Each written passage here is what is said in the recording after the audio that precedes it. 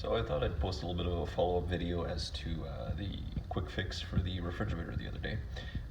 I've decided to order a replacement part, mostly because I'm not exactly sure how long having wedged little pieces of the original PTC material will make it last.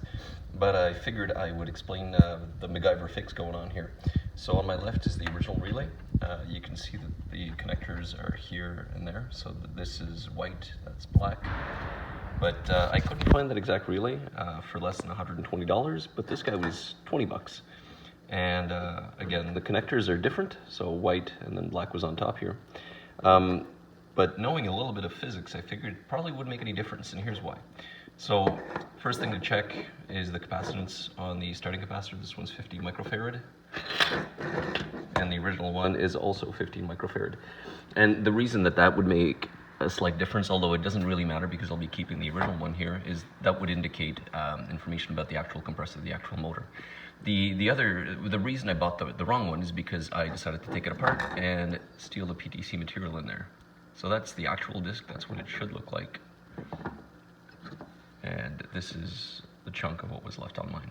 Now they look very similar, it doesn't mean they are identical, but it, in theory, probably doesn't matter, and here's why. So this stuff is it's technically a variable resistor. It varies based on the temperature of itself. So originally, and in fact, let's just show you how this works. So these two pins go to the compressor on the top side here. It's this guy. Sorry, on this, it's connected here. This guy is the white. And so originally, so normally these two go to the start and run windings on the compressor. They're the white wires for the compressor. When this thing is cold, it conducts electricity. So both windings will be connected to the neutral, and inside they're connected to the hot. But the thing is, once this piece starts to heat up, it'll disconnect it'll disconnect one of these windings, and then the power will go through the capacitor instead. Now, since this is AC current, it will be coupled anyways through the capacitor. From what I've read, I'm not 100% sure exactly the running behind this, because actually articles online seem to contradict the physics of it. But what's going on is running through the capacitor will create a delay, phase delay in the AC current, which should cause the compressor to kick over. Now, the reason that that this happens is the best way to look at this is, imagine you're on a bicycle and the pedals are pointing exactly up and down. If you were to try to just press, in theory, the pedals won't know which way to go, right, front or back. And that's exactly what happens with the compressor. If you give it power, it doesn't know which way to spin. And so by originally running the power to the two windings, sort of shorted out, that's enough to give it a kick in the correct direction. And then once this part heats up a little bit, it disconnects it, and then the power will be coupled through the capacitor. Now, I said I wasn't overly worried of getting the wrong stuff, because I double-checked that the capacitor value was the same. That would indicate stuff about the inductance of the overall circuit, so it has to do with the compressor itself. But again, all I really need is this piece, and it doesn't exactly matter the original resistance of this, because it may start off a little bit lower, but it'll heat up very quickly. And in the end, it will still disconnect it. I still decided to go have some fun and check the overall resistance, and this may be difficult to see without a tripod, but let's see if I can find a way to make a homemade tripod here.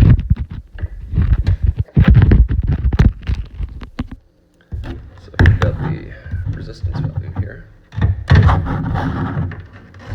If I check the new disc and check the resistance on it, this is cold, obviously.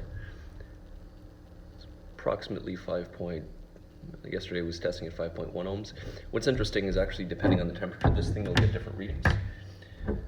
If I check the different chunks of my original PTC, because the disc kind of exploded, I'll get different values. So 31 on this piece, then the smaller piece from my tests appear to have higher resistance. And this sort of intuitively makes sense. You have to think that your power can go through a smaller piece or a larger piece, and then depending on the current that you're pulling out, you'll heat up a little bit, and that's enough to make a difference on the overall resistance. So I figure by having all these chunks in the form of a disc, the overall resistance is lower, And I ran some tests, and the resistance varies between, each piece will vary between 20 and 100 ohms.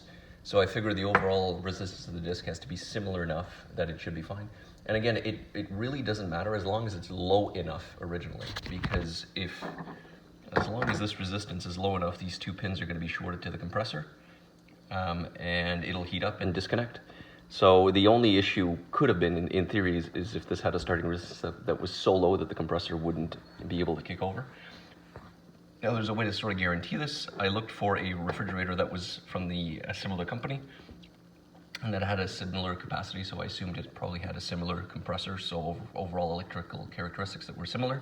And again, having a similar capacitor was enough to get me to spend $15 on Amazon to get this piece, which again, looks very, very close to the chunk that I've got left. And I'm just gonna be swapping that out, and I assume I should have no problems for the next few months on this, if not the next few years. I believe these parts are likely to be a major cause of a failure when somebody's compressor doesn't work.